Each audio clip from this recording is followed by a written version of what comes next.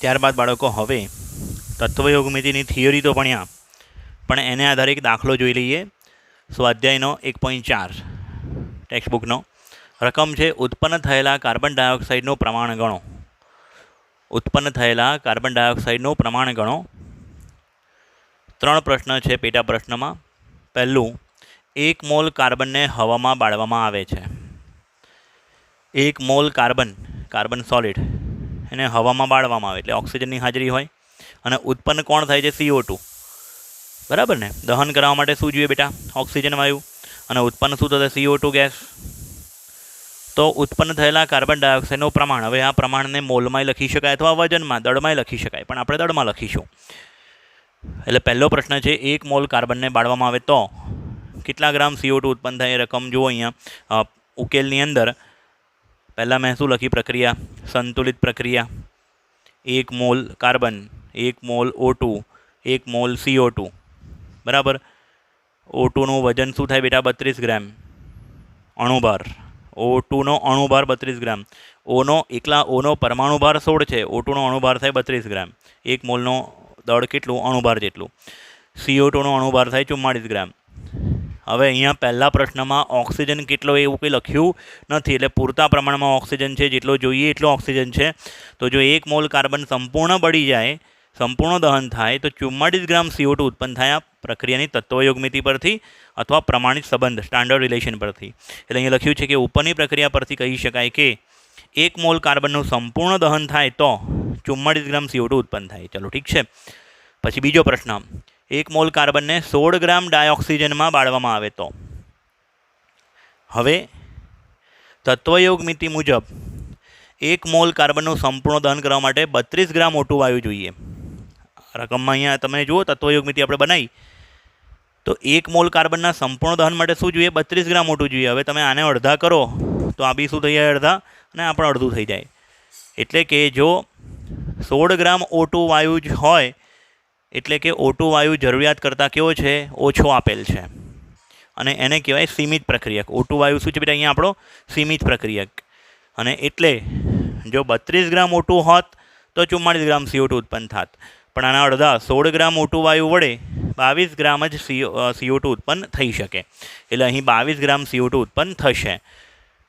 બરાબર ને? 1 મોલ કાર્બનમાંથી અડધો મોલ જ કાર્બન વપરાશે, બાકીનો અડધો મોલ કાર્બન શું રહેશે? પડી રહેશે, પ્રક્રિયા થયા વગરનો. બીજા નંબરના કેસમાં ભલે તમે 1 મોલ કાર્બન લીધો છે, એમાંથી વપરાશે કેટલો? 0.5 મોલ કાર્બન જ વપરાશે, બાકીનો 0.5 મોલ કાર્બન પડી રહેશે. ત્રીજો પ્રશ્ન જોઈએ બેટા, 2 મોલ કાર્બનને 16 ગ્રામ ડાયોક્સિજનમાં બાળવામાં આવે તો. પ્રક્રિયા બે અહીંયા બીજા નંબરના મુજબ જ. ભલે ને તમે કાર્બન 2 મોલ લીધા હોય, O2 જરૂરિયાત પૂરતા નથી લીધા. O2 અહીંયા લીધા છે 16 જ ગ્રામ. તો 16 ગ્રામ ઓક્સિજનની સાથે ખાલી અડધો મોલ જ કાર્બન વપરાશે. ભલે લીધા છે 2 મોલ, બાકીનો 1.5 મોલ કાર્બન શું રહેશે? પડી રહેશે. ખ્યાલ આવે છે? એટલે અડધો મોલ કાર્બન અને અડધો મોલ O2, એટલે કે 16 ગ્રામ O2 અડધો મોલ CO2 ઉત્પન્ન કરે, 22 ગ્રામ CO2 ઉત્પન્ન કરશે. અહીંયા લખ્યું છે. અહીંયા બીજા નંબરના મુદ્દા પ્રમાણે જ O2 સીમિત પ્રક્રિયક છે. કાર્બનના 2 મોલમાંથી 0.5 મોલ જ પ્રક્રિયા કરશે, એટલે 16 ગ્રામ સાથે 16 ગ્રામ O2 વડે 22 ગ્રામ CO2 ઉત્પન્ન કરશે. ખ્યાલ આવશે બાળકો? એટલે આ દાખલો તમને શું સમજાવે છે? સીમિત પ્રક્રિયકની થિયરી સમજાવે છે. દિમાગમાં ઉતરી બાળકો? ત્યારબાદ ટેક્સ્ટબુકનો જ ઉદાહરણનો કોયડો 1.5 ટેક્સ્ટબુકમાં ખૂબ જ મોટી રીતે અને અઘરી રીતે કરીને આપ્યો છે. અઘરી તો ન કહી શકાય, પણ થોડી અટપટી. આપણે એને સિમ્પલ રીતે કરીશું. રકમમાં છે પહેલાં 50 kg નાઇટ્રોજન વાયુ અને 10 કિલોગ્રામ હાઇડ્રોજન વાયુને એમોનિયા વાયુ મેળવવા માટે મિશ્ર કરવામાં આવ્યા. પેલી હેબર વિધિ. હેબર વિધિમાં કોણ હતું? N2 + 3H2 gives 2 ammonia. ઉત્પન્ન થયેલા એમોનિયા વાયુની ગણતરી કરો. એટલે કેટલો અમોનિયા ગેસ ઉત્પન્ન થાય છે તે શોધવાનો છે. આ પરિસ્થિતિમાં અમોનિયા વાયુનો ઉત્પાદનની જે રીત છે તેમાં સીમિત પ્રક્રિયક કોણ છે આ પ્રક્રિયામાં તે શોધવાનો છે આપણે. ફરીથી એકવાર કહું છું, ખાલી આ 50 અને 10 જોઈને એવું નહીં નક્કી કરી નાખવાનું કે હાઇડ્રોજન સીમિત પ્રક્રિયક. ખ્યાલ આવે છે? પહેલાં તો પ્રક્રિયા બનાવવાની, બેલેન્સ કરવાની, એની તત્વયોગ મિતિ એટલે કે સ્ટાન્ડર્ડ રિલેશન લખવાનો, એ નીચે દળ લખવાનું કેમ કે અહીંયા દળ આપેલું છે, અને પછી વિચારવાનું. ઓકે, એટલે N2 gas plus 3H2 gas reversible gives 2 ammonia gas. અહીંયા મોલ લખી નાખીએ પહેલાં.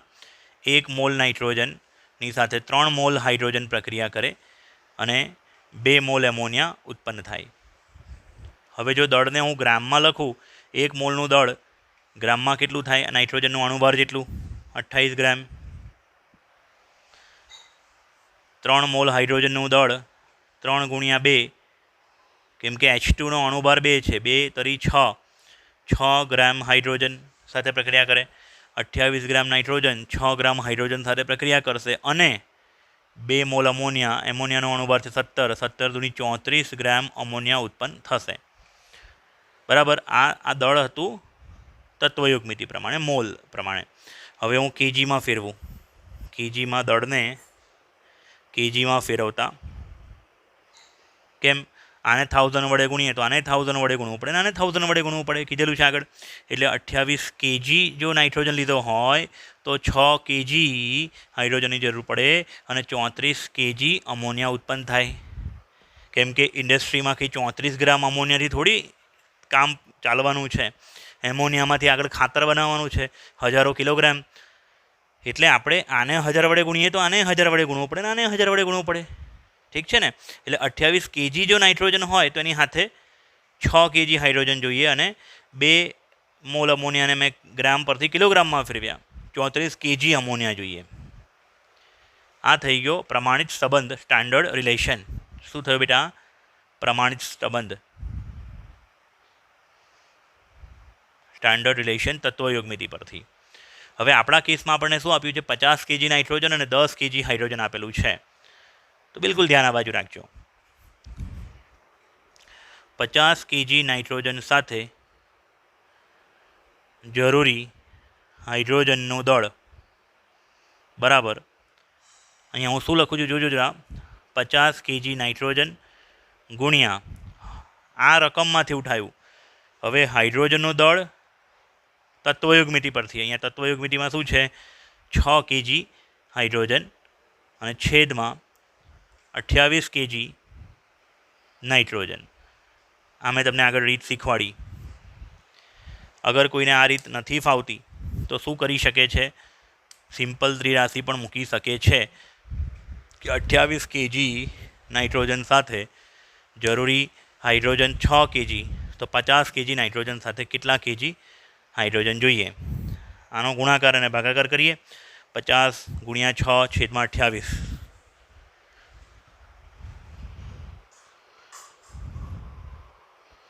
50 ગુણ્યા 6 300 ભાગ્યા 28, 10.71 10.71 થાય. 10.71 કેજી હાઇડ્રોજનની જરૂર પડે. કેમ બેટા?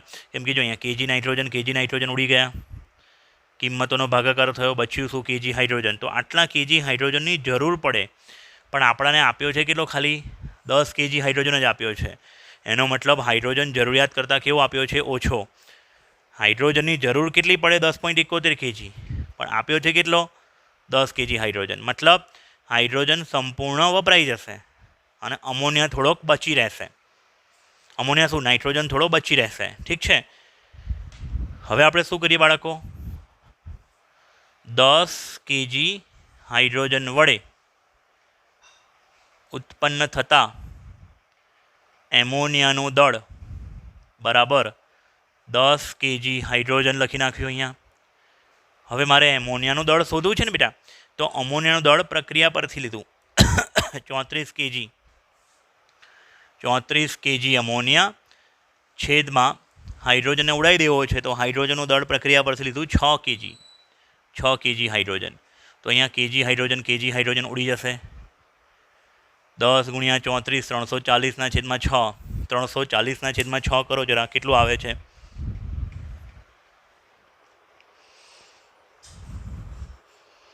340 છેદમાં 6, 56.666 એટલે 56.7.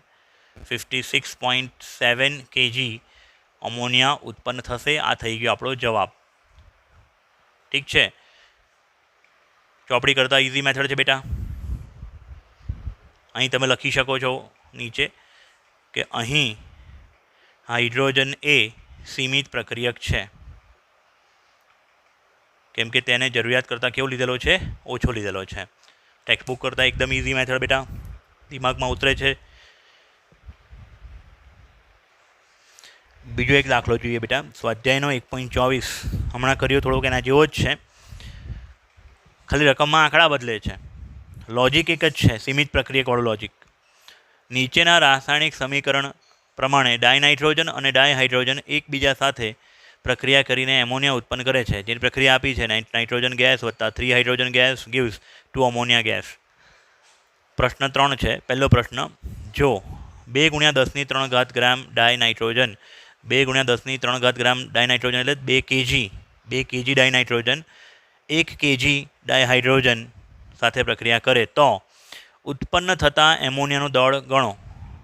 ફરીથી એકવાર, અહીંયા જે દળ આપ્યું છે ને એ લીધેલું દળ છે. હવે એમાંથી બધો પ્રક્રિયા કરશે જ કે કેમ એ નક્કી નથી, આપણે કરીશું નક્કી. તો કેટલો એમોનિયાનું દળ ઉત્પન્ન થાય તે શોધવાનું છે. બીજું, બંને પ્રક્રિયકોમાંથી કોઈ એવો પ્રક્રિયક છે જે પ્રક્રિયા પામ્યા વગરનો રહે, એ શોધવાનું છે આપણે. એક પ્રક્રિયક હશે જે સંપૂર્ણ વપરાઈ જશે, જેને કહેવાય સીમિત પ્રક્રિયક, અને બીજો પ્રક્રિયક હશે જે પ્રક્રિયા પામ્યા વગરનો થોડોક બાકી રહેશે, તે શોધીશું આપણે. જો હા તો તે કયો પ્રક્રિયક હશે અને તેનું દળ કેટલું હશે, મતલબ પ્રક્રિયા પામ્યા વગરનો કેટલો રહેશે તે જોઈએ આપણે.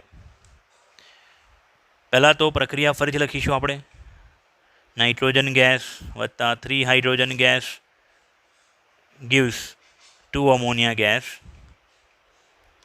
1 મોલ નાઇટ્રોજન 3 મોલ હાઇડ્રોજન સાથે પ્રક્રિયા કરે, 2 મોલ અમોનિયા ઉત્પન્ન કરે.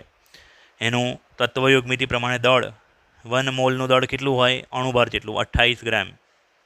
અહીંયા 6 ગ્રામ અને અહીંયા 34, 2 17 × 34 ગ્રામ.